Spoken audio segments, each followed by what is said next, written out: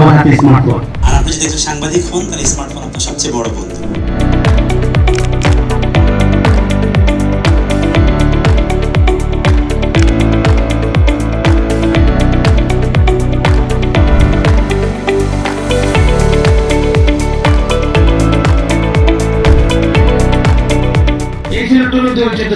আর যেটা বেশি ভাইরাল হয়েছে ওটা হলো আপনার হলো শহীদ মিনারের এখানে। আমার খুব ভালো লাগতেছে মামা, মানে আমি যে নেতা দেশের ছাত্রদের পক্ষে একটা লোক, এটা আমারই মনে হইতেছে, ছাত্ররা আমার মনে রাখছে। এই যে আমি একটা খেয়াল করলাম, এটা আমার ছবি। আমাদের নিজের আগে যেটা বললাম, সততার মনোযোগ বিশ্বাস সবকিছুই ঠিক থাকে। আপনি সৎ না হন তাহলে মোবাইল দিয়ে আপনার জার্নালিজমটা ভুল হতে যেতে পারে।